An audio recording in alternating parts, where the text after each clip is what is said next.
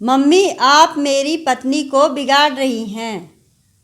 अरे ये क्या, दोनों सास बहू की जोड़ी किस चीज में जुटी पड़ी है।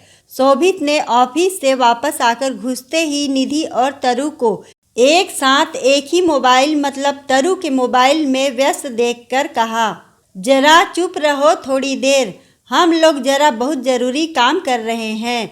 निधि ने होठों पर उंगली रखकर शोभित को चुप रहने का इशारा करते हुए कहा, हे भगवान, ये नहीं पता कि एक बंदा बेचारा ऑफिस से थका हारा आया है कि कोई उसको पानी वानी दे, ऊपर से चुप रहने का इशारा किया जा रहा है। कैसा जमाना आ गया है, खुद सास बहू को बढ़ावा दे रही है। एक बात सुन लीजिए मम्मी, आप मेरी पत्नी को बिगाड़ रही हैं। शोभित चिड़चिड़ाते हुए बोला, क्योंकि वो अच्छी तरह से जान रहा था कि ये सास बहू की कुछ न कुछ खिचड़ी तो जरूर पक रही है, लेकिन पक क्या रही है कम से कम ये तो पता चले।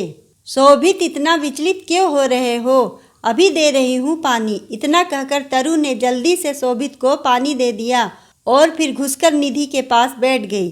अरे तुम दोनों मुझको जरा बताओगी कि आखिर ये चल क्या रहा है। शोभित के सचमुच कुछ समझ में नहीं आ रहा था।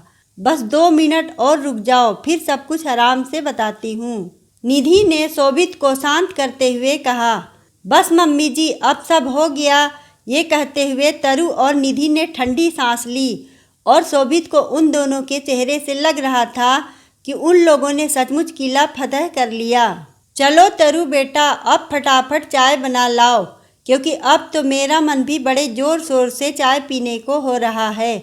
निधि ने मुस्कुराते हुए तरु से कहा और थोड़ी ही देर में तरु 3 कपों में बढ़िया मसालेदार चाय बनाकर ले आई और 3 लोग बैठकर चाय की चुस्कियां लेने लगे।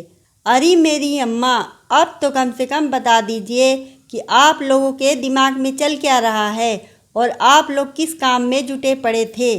शोभित जब भी खिसिया जाता तो निधि से इसी तरह से बात करता। शोभित बेटा, तरु यहाँ पर अकेले अकेले कितना बोर हो जाएगी। अब हम और तुम्हारे पापा तो यहाँ हमेशा तुम लोगों के पास रहेंगे नहीं, और तरु को तो मेहंदी लगाने में अच्छी खासी महारत हासिल है। तो हमने और तरु ने सोचा कि क्यों न अपार्टमेंट के ग्रुप में मेहंदी लगाने का विज्ञापन डाल दिया जाए। अब जब कभी तीज त्योहार या शादी ब्याह का उत्सव होगा तो लोग बाग तरु से मेहंदी लगवा लिया करेंगे आकर। तरु को भी अच्छा लगेगा और वो भी व्यस्त भी रहेगी। बस इसलिए उसका विज्ञापन बनाकर हम लोग अपार्टमेंट के ग्रुप में डाल रहे थे।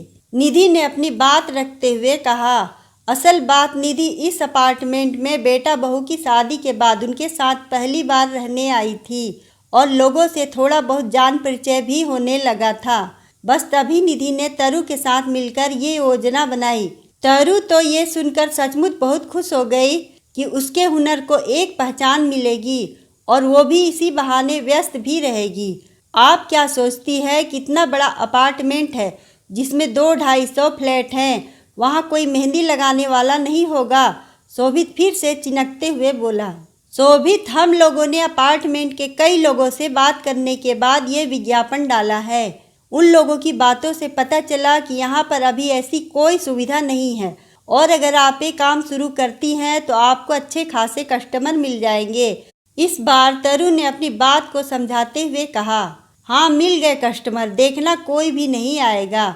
ये कहकर शोभित ने खाली कप ट्रे में रख दिया और मोबाइल में व्यस्त हो गया।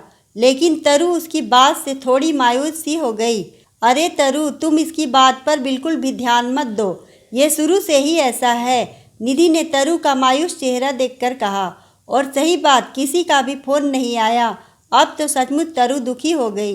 लेकिन 2-3 घंटे बाद तरु के पास 2-3 फोन आए मेहंदी लगवाने के लिए, क्योंकि 2-3 दिन बाद ही वट सावित्री की पूजा थी। अब तो तरु बहुत ही ज़्यादा खुश कि हाँ, उसकी और उसकी सास की सोच बिल्कुल सही निकली। तरु को तो यही लगा कि उसके हुनर को सचमुच पंख मिल गए।